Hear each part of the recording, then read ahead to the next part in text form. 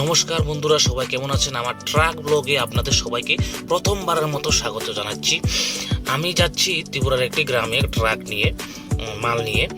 রাস্তার দুধারে দেখুন অগণিত রাবার গাছ। ত্রিপুরাতে রাবার গাছ মানে প্রধান আয়ের উৎস। ত্রিপুরাতে প্রায় প্রতি বছর 94,000 মেট্রিক টন রাবার উৎপন্ন হয়, যার বাজার মূল্য 1500 কোটি টাকা।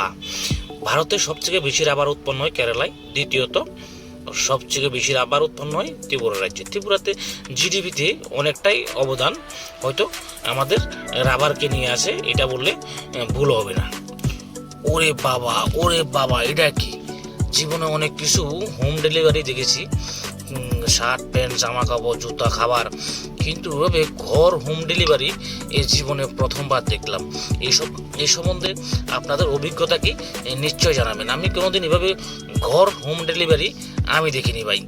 তারপর রাস্তাঘাটে চলতে গেলে এরকম অসাধারণ কিছু অভিজ্ঞতা সবারই কম বেশি হয়ে থাকে। আমার কাছে কিন্তু গ্রাম খুবই ভালো লাগে, কারণ আমাদের গ্রামে জন্ম, গ্রামে বড় হয়েছি, খেলাধুলা করতে করতে গ্রামেই পড়াশোনা করেছি। এখন যদিও কাজের উদ্দেশ্যে কিছু শহরের আশেপাশে থাকতে হয়, তারপর আমার শহর একদম ভালো লাগে না। শহরে চেঁচামেচি, যান ঝঞ্ঝাট, আওয়াজ।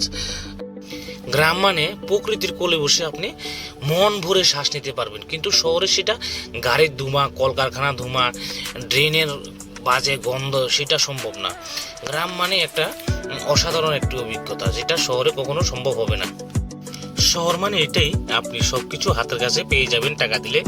গ্রামে একটু আপনি হাতের কাছে জিনিস পাবেন না, একটু দূর থেকে আনতে হবে, টাকা বেশি লাগবে। কিন্তু গ্রামে যে শান্তিটা সেটা শহরে পাবেন না, শহরের যে সুবিধাটা সেটা গ্রামে পাবেন না। যারা শহরে জন্মগ্রহণ করেছেন তাদের কাছে কিন্তু গ্রামটা খুব বোরিং একটা জিনিস। আমাদের মতো আমরা যেরকম গ্রামে জন্মগ্রহণ করেছি, আমাদের কাছে শহরটা বেশি একটা ভালো লাগে না। এক দুদিন থাকলে না বাড়ি চলে যাই। প্রথমে যে বলেছিলাম আমার কাজের কিছুটা অংশ আপনাদেরকে দেখাবো। এই যে দমকলটা স্টার্ট করলো, এটা অরিজিনালি দমকলের মতোই, ওটার সঙ্গে একটা ট্যাঙ্কি আছে, RS স্প্রে মেশিন বলে এটাকে। এটা দিয়ে এই যে তেলটা, এটাকে RS বলে, এটাকে ছিটিয়ে দেওয়া হবে। এটা হলো আপনার RSটা কি আপনাকে বলি, ওটা হলো আঠালো একটা তেল, যেটা রাস্তার কাজে ব্যবহার করা হয়। অন্য কাজে ব্যবহার করা হয় কি না আমার সেটা ধারণা নেই। এই তেলটা ছাড়া রাস্তার কাজ করা বর্তমানে অসম্ভব। এই তেলটা ছাড়া যদি আপনার রাস্তাতে মাল বিছানো হয়, পাথর বিছানো হয়, তাহলে এটা 10-15 দিনের ভিতরেই উঠে যাবে। কিন্তু এটা যদি মেরে মালটা বিছানো হয়, তাহলে এটা আপনার মিনিমাম 3 বছর 4 বছর কিচ্ছু হবে না।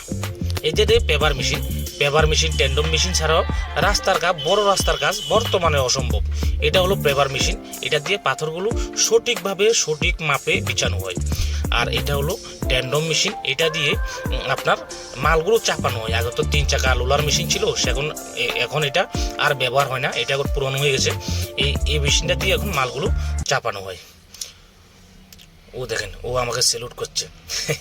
ওর বাড়ি মুর্শিদাবাদে, ওইখানে লেবারের কাজ করে। যেটা বলছিলাম, বর্তমানে এই পেপার মেশিন আর ট্যান্ডম মেশিন ছাড়া রাস্তার কাজ করা কোনো মতোই সম্ভব না। বড় রাস্তার কাজ করা, ছোটোখাটো রাস্তার কাজ যেখানে বড় গাড়ি চলে না, সেখানে হয়তো স্পট মেশিন দিয়ে করে নেয়, কিন্তু সেখানে যদি বড় গাড়ি চলে, দেখবেন অল্প কয়েক দিনের ভিতরেই সেই জায়গাটা নষ্ট হয়ে গেছে। তো বন্ধুরা, আমার প্রথম ট্রাক ব্লগটা কীরকম লাগলো অবশ্যই জানাবেন। আপনাদের একটা কমেন্টের অপেক্ষা থাকুন। আর লাইক, শেয়ার, সাবস্ক্রাইব, ফলো করতে ভুলবেন না, নাইলে মনে কষ্ট লাগবো আমার। হ্যাঁ, আর ভিডিওটা কেমন হইলে অবশ্যই জানাবেন, কারণ প্রথম অভিজ্ঞতা এতটা একটা পারফেক্ট হয় নাই, কারণ আমার কাছে মাইক চেক কিচ্ছু নাই। তো একটু এদিক সেদিক হতে পারে, সেটা আপনারা একটু নিজের থেকে ম্যানেজ করে নেবেন, ছোটো ভাই মনে করে। তো দেখা হবে পরের ভিডিওতে। ধন্যবাদ।